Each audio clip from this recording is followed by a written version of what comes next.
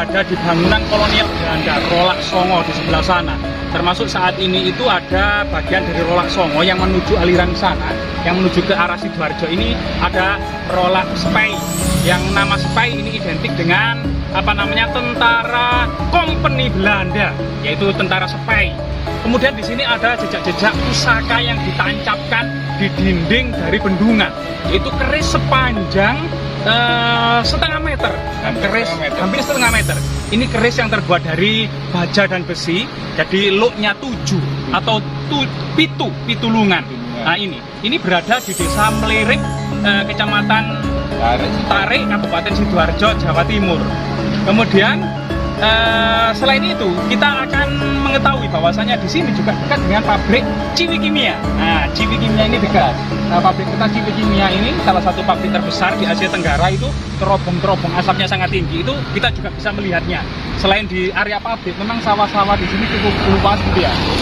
Cukup makmur memang di sini. Termasuk di Rolak Songo ini memang tempat nongkrong muda-mudi, termasuk banyak penjual ikan lele, ikan paten, mujair, nila, banyak sekali ikan-ikan. Segala macam ikan. Iya, termasuk kemudian ada pohon beringin keramat gitu ya, yang masih dikeramatkan warga. Jadi di Rolak Songo ini masih ada pohon beringin yang di bawahnya menyimpan jejak-jejak mayat atau kemudian korban-korban waktu pembuatan bendungan ini, menguras ribuan orang pribumi karena waktu itu belum ada alat berat, sehingga kemudian membangun pondasi, membangun rolak, kemudian mengalirkan dan membelokkan aliran-aliran sungai ini masih menggunakan tenaga tradisional yang itu membutuhkan ribuan masyarakat daerah sini untuk dikerahkan, yaitu dikerahkan oleh dan dijaga oleh pasukan kolonial Belanda atau pasukan kompeni yang masyarakat mengenalnya dengan Spey atau pasukan kompeni Belanda.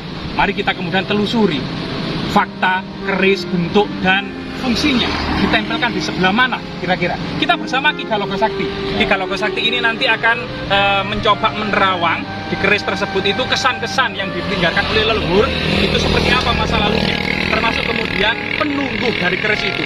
Konon katanya masyarakat yang pernah mengambilnya itu kulitnya langsung melungsungi ya, atau gosong-gosong atau mengelupas, bahkan ada yang kesurupan. Mari kita telusuri jejak keris sakti yang menempel di bendungan Spey, bendungan masa kompeni Belanda. Ya, kalau besar airnya budak ya airnya ya. Keruh. Itu banyak anak mandi itu. Apakah di sebelah sini? Coba kita telusuri kan. Mari.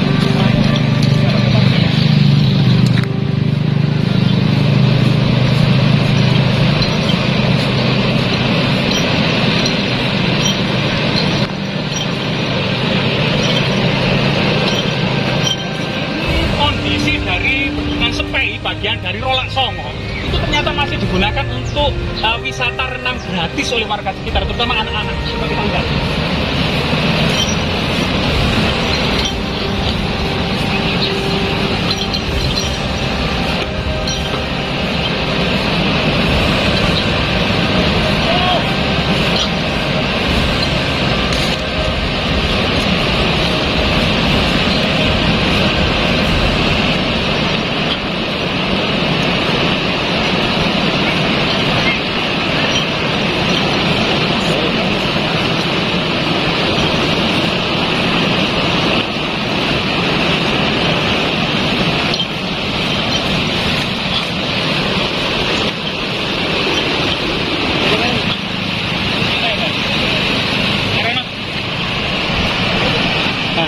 Ternyata aktivitas warga, terutama anak-anak itu ya, sangat ramai sekali. Ini merupakan salah satu wisata renang yang gratis. Wisata renang gratis ini tanpa dipungut biaya apapun.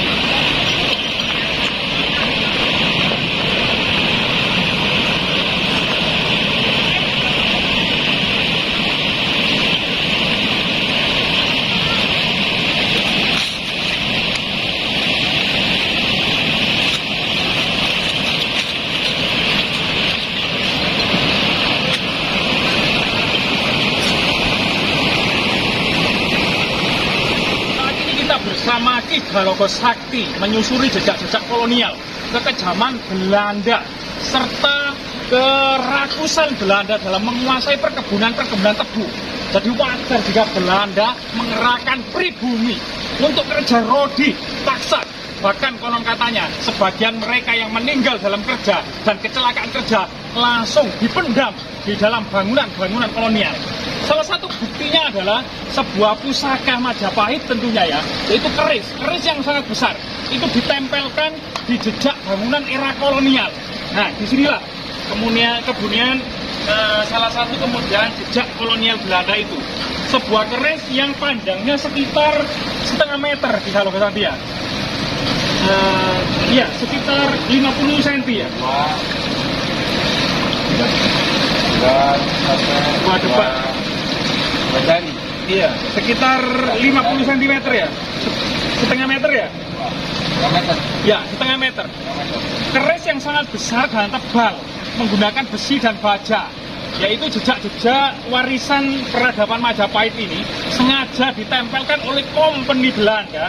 Itu kemudian menempel di bangunan kolonial, yaitu sebuah waduk atau sebuah bendungan untuk mengalirkan demi kerakusan mengekspansi perkebunan tebu pada masa kolonial.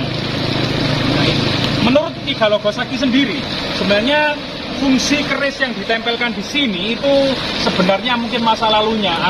Ki Galogosati bisa nggak melihat bagaimana kerja roh yang dialami oleh masyarakat pribumi waktu itu.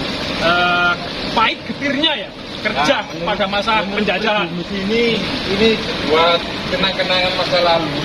Ini buat kenang-kenangan bahwa ini kenang-kenangan kerja rodi, kerja paksa.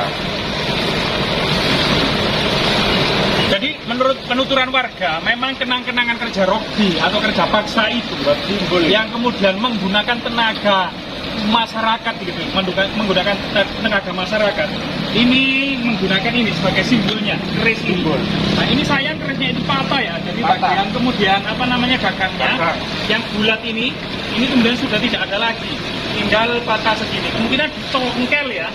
Kemungkinan ingin dicongkel oleh seseorang yang vandalis gitu ya. Sehingga keris ini itu kemudian terbuat dari besi baja ini. Itu lo berapa, Kang? Lo berapa? Kita 1, 2, 3, 4, 5, 6, 7 ya, 7. Bahasa Jawanya itu pitu, artinya itu pitulungan.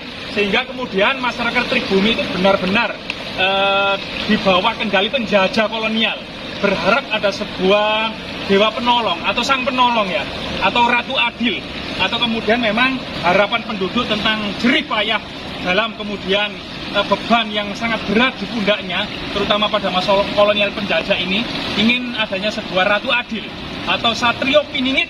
Ya, Satrio Piningit akan jadinya ratu adil yang membebaskan bumi Jawa dari kalung rantai yang seperti ramalan Joyoboyo, dari perbudakan bangsa Belanda.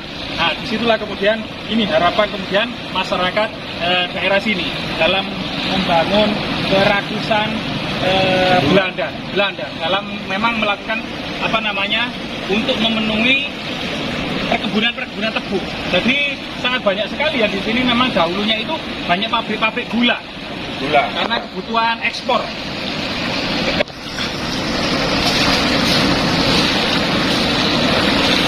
Jadi pusaka kebanggaan masyarakat Jawa ini ya ditancapkan di bendungan ini akan harapan sebuah datangnya Ratu Adil atau sang penolong dari perbudakan bangsa Belanda ini ya. Ini terletak di bawah dari Rolak Songo, tepatnya di sisi utara dari Sungai Brantas, tepatnya di Desa Melerip, Kecamatan Tarik, Kabupaten Sidoarjo, Jawa Timur. Jadi di sini memang perbatasan antara Kabupaten Mojokerto dan Kabupaten Sidoarjo. Dahulunya memang di sini memang dekat dengan pabrik gula Bentol Kerep ya. Bentol Kerep. Iya, dekat dengan pusat pabrik gula Gempol Kerep. Artinya memang di sini dulu itu memang masa-masa kejayaan gula, karena Gempol Kerep juga memenuhi gula Eropa, yaitu gula menghasilkan gula terbaik di dunia pada waktu itu. Tinggal di situ. Nah, di sini ya. Kerisnya ya. Mungkin Ki Galogo bisa diterawan Ki Galogo saat ini itu masih ada nggak memori tentang masa penjajahan, termasuk kemudian sang penunggunya di sini. Kita coba recall dikit. Masih ada. Iya. Semacam ular, Ular. bukan ular naga, bukan. Ular. Ular. Warnanya apa di kalau Coklat kuning-kuningan. coklat kekuning-kuningan ya. Sebesar apa Besar. kira-kira ularnya? Sebesar begini. Besar. Besar sekali. Untuk apa kemudian ular tersebut berada atau berdiam di sini?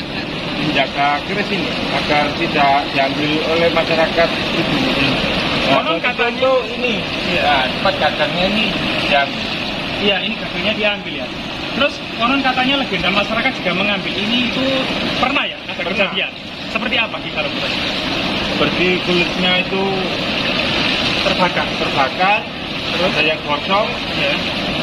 ada yang kesurupan,